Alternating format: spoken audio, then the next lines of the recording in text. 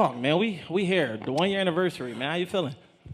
I'm feeling good, man. I can't lie. I ain't never been as happy to see you ever in my life when you walk through these doors.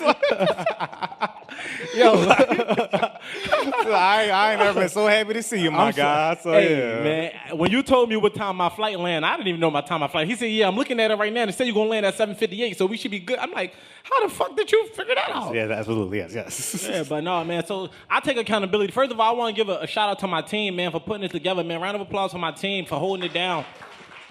Let me just say something to y'all real quick. Like, that's why having a team is so important, because like they literally showed up like rock stars today. Like, this literally was a situation where I fucked up. Like, I dropped the ball, like flat out. Like, I missed my flight. It's on me, nobody else. And y'all wouldn't even have known, right? Because they held that shit together so much, so good, put the order together, did everything, that the show still went smoothly. You know what I mean? For us to be able to get up here and do this. So another round of applause for my team, man. Big shout out to them. You know what I'm saying? Absolutely. Yeah, it's worth my money now, for sure. Get my money's worth. But yeah, man, so we here, you know what I'm saying? Just to give y'all a brief backstory, I didn't know this nigga a year ago. I knew the nigga a year ago. All right, cool. I appreciate it. Yeah. But all in all, though, all jokes aside, man, like, when we ran into each other in the gym, or whatever the case may be, he was in there pump faking like he was doing pull-ups, but he wasn't really doing shit. And I asked him about his podcast, because he had a podcast. He had, like 200-plus episodes in? Yes, sir. And I'm like, yeah. So Appreciate that. I had did Q podcast a few times, and I'm like, yo, like, what's going on? Like, you know what I mean? You ain't see somebody, I ain't seen them in years. I'm like, yo, what's up with the podcast? Oh, yeah, you know, man, I quit. I'm a dad now. I got a job. I'm like, Lifestyle lifing? Yeah, like shit start happening. So I'm like, this is a true story. The all jokes aside, I said, yo, you really need to get back to that. I'm like, certain people got it. Like, you know what I mean? You one of the people that you got it. Like, you know what I'm saying? Like, that's not something that I think you should give up on. And then he was like, yeah, you know, I was thinking about it, but you know, with the pandemic, this, that, and the third, I'm like, no, bro, you need to get back to it. I leave the gym. I'm on my way to the movies with my girlfriend at the time. I look at my phone. I got a 4-page letter from this nigga. I'm like, True story. This is none of this is a lie. So she looking at me like, who sent you that long ass message? I'm like, it's a nigga.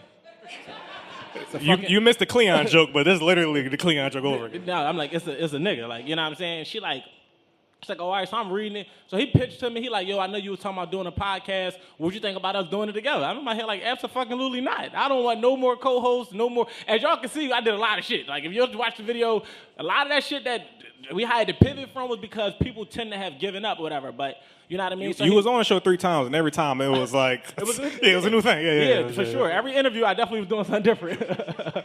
So when he pitched it to me, I wasn't really open to the concept, but I was like, man, let me just go sit down with him. Let me just see. And we sat down at Uncle Bobby's Cafe in Germantown, and we was talking, and I still was apprehensive, but, you know, we was like, yo, we going to film on this day. We're going to do X, Y, and Z. And we showed up to set that day, and, like, I mean, here we are. The rest is history. We got one of the fastest growing podcasts in the world. You see what I'm saying? So Universe. And then the other funny part about that story was when you looked at the 4-page letter, you scrolled up slightly. It was like, oh, he wrote it. This is the second time doing this. It was that funny? Like, it was all right. Security? Yeah, like.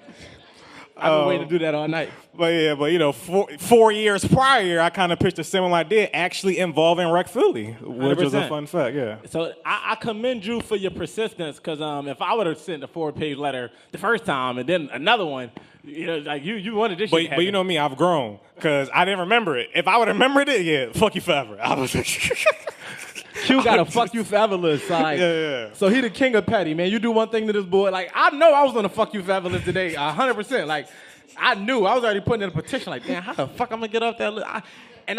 Y'all know I be coming up with ideas, solutions. I had nothing. I'm like, fuck. Like, but to pivot real quick, you know how I will give you, you know, if you watch the podcast, you follow the podcast, one of the things that come up a lot is grace. Yeah, 100%. And I give you credit for like echoing that theme and point home a lot, whatever. You even made me reflect on it a lot more. And you know, part of that grace I would give you, just in me knowing you, is that in the midst of all this going on, because I'm a king of planning and scheduling and compartmentalizing, I ain't never seen somebody compartmentalize as much as you've done in this recent time, where there's live podcasts and he elected himself to plan my bachelor party trip in last minute, and I haven't spoke to. We've had hour conversations about all type of shit, and he don't break ever. He don't bring it up. He don't talk about it. I don't even know who really going. I'm not sure if the trip's still happening. It's handled. He might miss that flight too. I really have no idea. Oh no, I'm sleeping at the airport the night before from now on. I learned my lesson. The fact that you was able to do that very, in ease and stride in the midst of all this, that was the slight grace I gave you tonight in the podcast. I appreciate it. It's good to see the therapy is working. He think he fully unpacked and healed, so we've been putting him through. I am since an extensive episode amount 1. of therapy. Episode 1. And